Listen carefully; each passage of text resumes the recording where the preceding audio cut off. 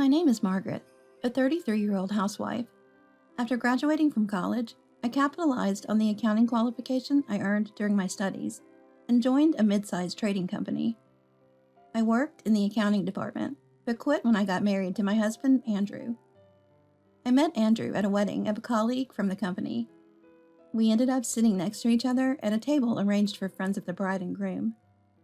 Initially, it was group outings with everyone from that table, but during our second outing, a barbecue, Andrew and I exchanged contact details. From then on, Andrew would regularly invite me out for meals, movies, and shopping, and gradually we started seeing each other alone. I was naturally drawn to Andrew, who was bright and a great conversationalist. It seems the feeling was mutual, as Andrew eventually asked me out formally, leading to a relationship. After about 1.5 years of dating, we got married. I had intended to continue working after marriage, but as we were to live in the condominium Andrew had bought while he was single, commuting to my workplace would take quite a long time. Considering a transfer within the company wasn't a quick solution, I was contemplating my options when Paul, my father-in-law, made an offer. If it's okay with you, Margaret, would you like to help with the accounting at my company? At your company, Paul? Yes, one of our longtime staff members is leaving to accompany her husband on a job transfer, so we're looking for someone to replace her. Paul exclaimed, showing me the job posting he had put up on a recruitment website. The terms are as listed here, but if they don't align with what you're looking for, feel free to decline, Paul said considerately. However, the salary and benefits were actually more favorable than I expected. The company's headquarters, where I would be working, was only about a 15-minute commute from our condominium, and it would mean less scheduling conflicts with Andrew, who also worked at Paul's company. I saw it as a stroke of good fortune and decided to join Paul's company. Paul's construction company handles a wide range of projects, from private homes to stores, commercial facilities, and mid-sized condominiums. Paul had worked for one of the largest domestic general contractors, but decided to start his own business after becoming dissatisfied with the decreased autonomy following a capital tie-up with a foreign company. He started this company with colleagues who shared his vision. Despite many challenges, it has grown into a reputable, solidly managed company. Initially, the daily accounting tasks and the company culture at Paul's firm were quite different from what I was used to at the trading company, and it took some time to adapt. But I was helped by the predecessor who stayed on until the last minute before her move, and by supportive colleagues. I made a point of arriving early and completing tasks I wasn't familiar with before the workday began. I didn't want to be seen as incompetent or a burden to Paul and Andrew just because I was hired through connections. Andrew was very supportive of my efforts. When he came home early, he would cook Italian dinners he had learned to make when he was single, or he would do the cleaning, making sure I wasn't burdened with all the household chores. My former colleagues and friends who visited would often say, "You're so lucky." I couldn't help but feel grateful for such a happy married life. But then, one day, this happiness abruptly shattered, leaving no trace behind. That day, while I was attending a meeting at work, a woman from the General Affairs Department burst into the meeting room in a panic and shouted at me, "The president has been in an accident at a business location. A car is waiting at the service entrance. Hurry to the hospital." I can't quite remember the details of what happened next. It all passed in such a blur. Next thing I knew, I was sitting on a long bench in the hospital corridor, outside the operating room, stroking Andrew's back as he sat next to me. Andrew was trembling slightly, repeating over and over, "Why, Dad? How could something like this happen?" As for my mother-in-law Nancy, sitting opposite us, she seemed too shocked to think, unresponsive to anyone who spoke to her. "What good will it do if I panic now? I need to stay strong." While I was internally frantic, I gritted my teeth upon seeing Nancy in Andrew's condition. Paul, having undergone what felt like an endless emergency surgery, was put under strict rest and taken to the intensive care unit. We decided to go home for the time being, but Andrew couldn't leave Nancy alone, so he decided to go to his parents' house with her. "Would you mind taking care of the communications with the company, Margaret? Mom has never been involved with the company, and I really don't think she can handle it right now." Andrew asked me this with a face heavy with fatigue. "Of course, that's fine. You take care of Nancy. Make her your top priority. I replied before seeing them off and hailing a taxi to rush back to the company. After saying that, I watched them leave. Then I hailed a taxi and rushed to the company. At the company, various people, including clients who had heard about Paul's accident the day before, bank representatives, and both current and retired employees, had gathered, all concerned about Paul's condition. The ones who took control of the chaotic scene and informed everyone of Paul's condition were Paul's ally, Thomas, the current vice president of the company, and his wife, Sarah. Under their clear instructions, the employees' agitation settled down, and the company returned to normal operations. Relieved to see this, I must have let go of the tension that had been building for over 24 hours because I fainted right there. When I came to, I was lying on a sofa in the reception room, with Sarah looking over me worriedly. "Are you awake? Don't strain yourself to get up. Do you need me to call a doctor?" "I'm sorry for the trouble. I think it's just lack of sleep," I replied. Sarah, seeming relieved, sat back down on the sofa and handed me a sandwich and coffee. At the sight of the food, I suddenly realized my hunger, and my stomach growled loudly, making me blush. Sarah, however, maintained her stern expression. I thought for a moment she was angry about the inconvenience I had caused, but it turned out I was mistaken. "Anyway, what are Nancy and Andrew doing?" Sarah started to express her displeasure about Nancy and Andrew. According to her, while it's understandable that they are in shock, it's unreasonable for them to be staying at home at such a time. "Dumping the company matters on you? Who's still a newlywed? Andrew should be rushing to the company at a time like this." As I flustered at Sarah's barely concealed irritation, Thomas came in to calm her down. It turns out Sarah, not only the wife of Paul's ally Thomas, but also a college classmate of Paul's, was well aware of Paul's private life.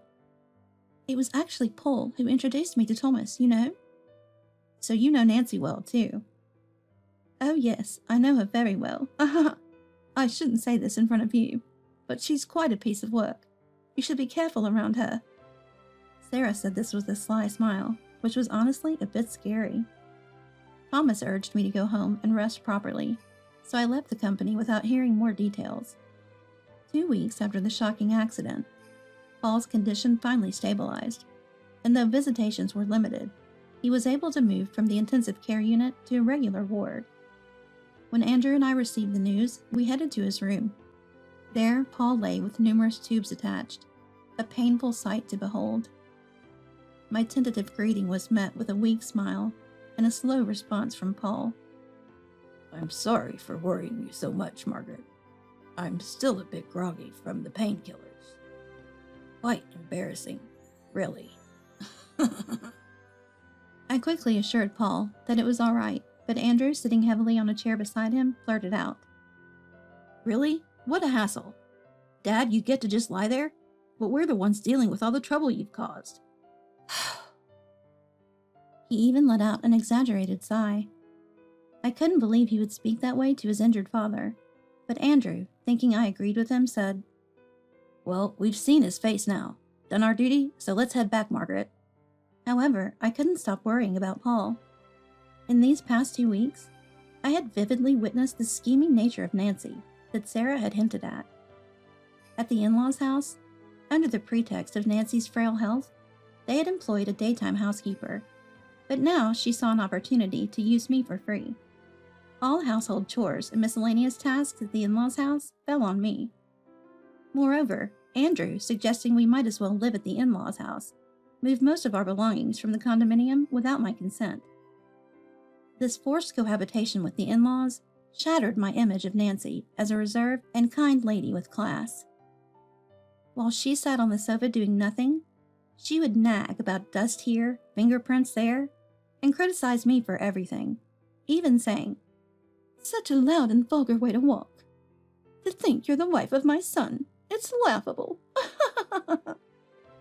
At first, I wondered if it was my fault, trying different approaches, but Nancy's snide attitude remained unchanged. So I tried discussing this with Andrew. "Can't be helped. After all, there's a big difference between Mom's ideal daughter-in-law and you." And that's what he said. I was taken aback by his sudden revelation. Yeah, she always wanted a young woman. Fresh out of college, she said women who've worked in society have too strong opinions and are impudent, tainted by the smell of society. Smell of society? Also, someone who can play piano, ballet, and appreciates art. She said a daughter-in-law, not from the city, would pass on unsophisticated rural DNA to future grandchildren. So, a country-raised woman like me, without cultural skills like piano, and who choose dual income, is completely out of the question for Nancy. Yeah, that's about it. But good for you. Being raised in the country, you might have the physical strength for both housework and a job, right? This is a perfect chance to win Mom's approval. A perfect chance, huh? Understanding the reason behind Nancy's attitude didn't ease the strain. Complaints about the taste of my cooking being too country, or dissatisfaction with how I did the laundry. Constant criticism from morning to night was both physically and mentally draining. But when I brought this up to Andrew, that's something you can solve by respecting Mom more. I'm already busy with the company because of Dad's absence. Don't bother me with trivial matters. His response offered neither resolution nor comfort. During my struggles at the in-laws' house, Paul's injuries healed to some extent. The next issue was his rehabilitation and caregiving during the recovery period. Initially, the prognosis for Paul was pessimistic, but ultimately, while he might not walk independently as before, it seemed 80% of his arm functions could be recovered through rehabilitation. Paul wished to transfer to a rehab hospital for specialized training, but Nancy firmly opposed it. He's coming home first. Rehabilitation can be done commuting from home or through home visits. If he stays in the hospital any longer, people will talk that we can't even take care of our own husband. It'll damage my reputation. She was adamant and wouldn't listen. When I consulted with Paul about this dilemma, I thought of asking Andrew to persuade Nancy. However, Andrew, who had been blindly obedient to Nancy since we moved in, only said, Mom's right. If Dad stays in the hospital, think of the rumors. There was no changing his mind. Ultimately, it was decided that Paul would recuperate at the in-laws' house after being discharged. Thomas, hearing this, hurriedly arranged for modifications, like a ramp and a bath lift, but Nancy and Andrew opposed them, calling it all unnecessary expenditure.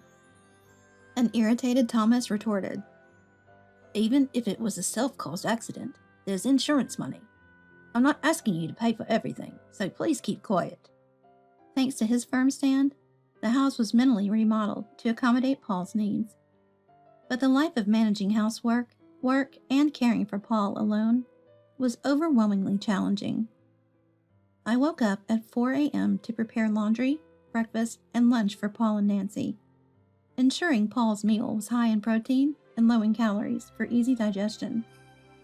Cleaning couldn't be done until Nancy and Andrew woke up to avoid complaints about noise, leaving me no time for my own breakfast. Rushing to work, I couldn't take a proper lunch break or stay for overtime.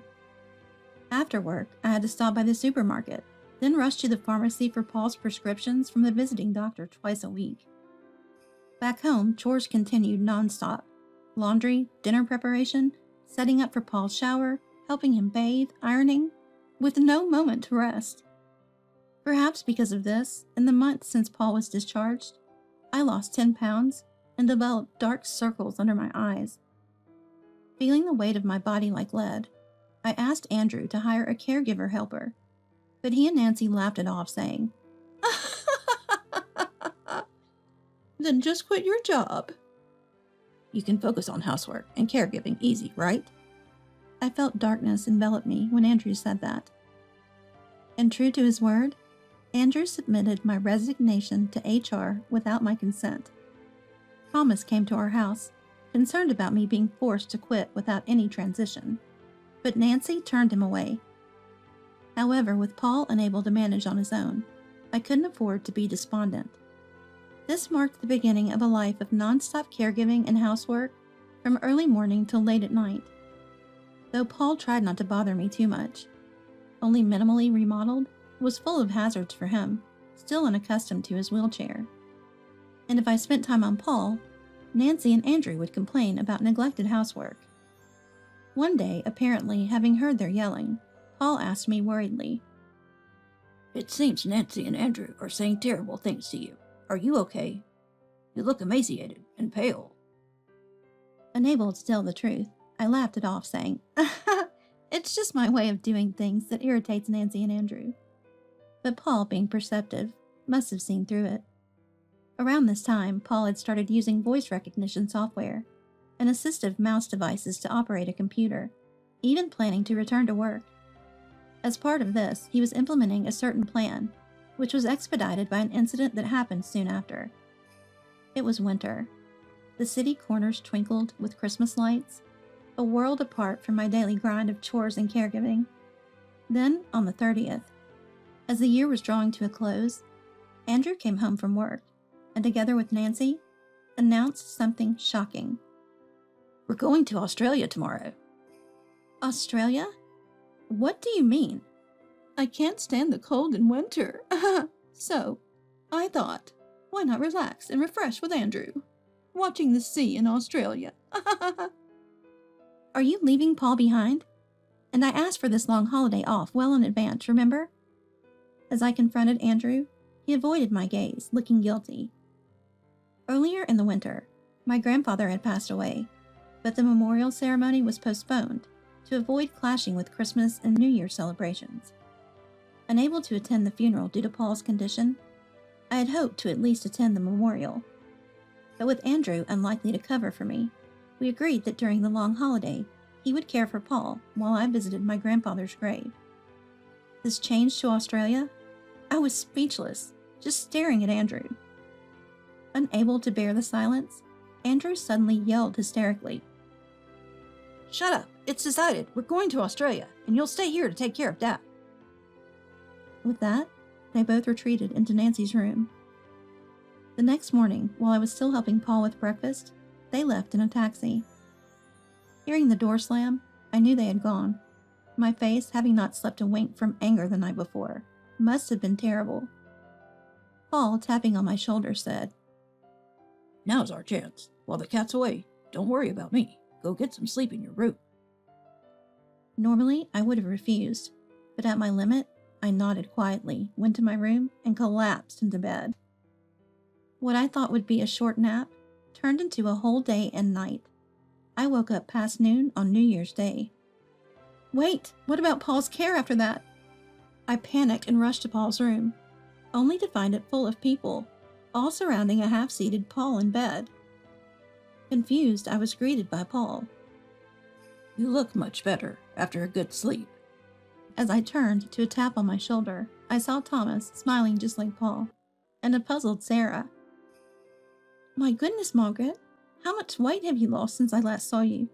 Being slim is one thing, but this is almost skin and bones. Sarah grumbled, pushing me towards the kitchen. To my surprise, several unfamiliar women were there, smiling and swiftly preparing a light meal. Staring at the steaming dishes, I murmured, When was the last time someone cooked for me? Sarah seemed to tear up beside me. Urged by her, I took a shower, changed in my room, and then returned to Paul's room, now only occupied by Paul and Thomas. Paul gestured me to a chair opposite him, and Thomas, noticing my presence, began to speak. About 3 weeks after Nancy and Andrew flew off to Australia, it was mid-January. While spending some time at my parents' house after a long while, I received a call on their landline from Andrew. He probably called me there because I must have turned off my mobile phone. I thought about ignoring it, but knowing he would keep calling regardless of the time, I reluctantly answered. As soon as I picked up the receiver, Andrew yelled from the other end. Hey, why did you go back to your parents' house without telling me? And where's Dad? The front door won't open, and there's no response to the doorbell. Shocked by his loud voice, I was stunned, but then Nancy, who seemed to have snatched the phone from him, screamed. You left the caregiving and housework, thinking you were fulfilling your duties as a wife. Stop wasting time there and come back immediately. Then Sarah, who had been quietly listening beside me, swiftly took the receiver from my hand. Oh, Nancy, to hear you talk about a wife's duties, how thick-faced can you be? She said laughingly. Andrew and Nancy sounded shocked on the other end, but they quickly composed themselves. Is that Sarah's voice? Why are you at your parents' house? Oh, she's here to explain to my parents about our divorce, being a lawyer and all. There was a moment of silence on the other end. That's right. After Andrew and Nancy left for Australia on New Year's Eve, Paul, who had been quietly planning something, decided to move his plan forward. He had been angry with Nancy and his son Andrew for their attitudes towards him and me since the accident. Initially, he thought their coldness was understandable considering his self-inflicted accident. But their carelessness, leaving all caregiving and housework to me, gradually turned his frustration and disgust into action. Once it was feasible to manage at home, Paul asked Thomas to set up a computer and internet during Nancy's absence. Since Nancy never entered Paul's room, it was apparently easy to install everything once they brought it in. The main goal was to return to working from home, but at the same time, Paul consulted Sarah, Thomas's wife, and a skilled lawyer about investigating Nancy and Andrew. Soon they received reports of Andrew, using his title as the president's son, forcefully pushing difficult demands and bribes on clients. To add to the dismay, he was reportedly using that money for affairs with various women.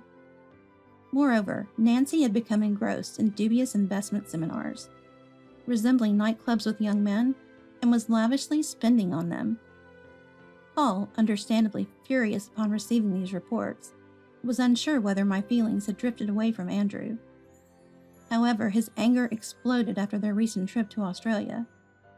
As soon as I fell asleep, he contacted Thomas and Sarah.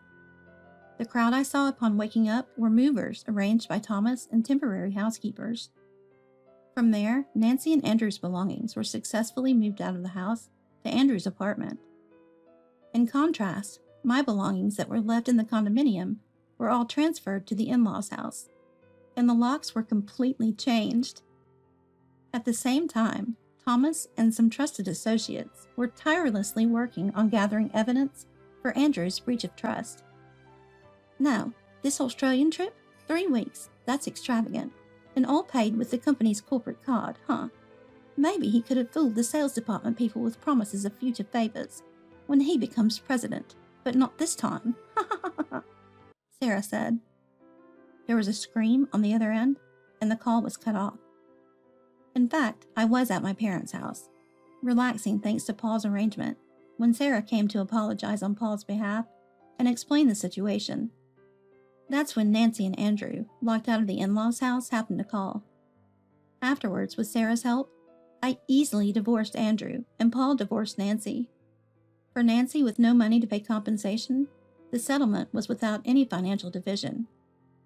Andrew had no significant assets, but Paul gave me an amount he deemed fair for compensation and division, and made it a loan to Andrew. The loan agreement was properly drawn up with market average interest rates set, and the condominium where Nancy and Andrew now live was mortgaged as collateral. They seemed desperate. Andrew, naturally fired from Paul's company, is now working hard at a factory owned by one of Thomas's acquaintances to repay the debt and avoid bothering me. Meanwhile, I moved out of the in-laws' house and started living in an apartment nearby, working at Paul's company. The in-laws' house has been completely renovated to suit Paul, who now runs the company actively from his room, transformed into a control center.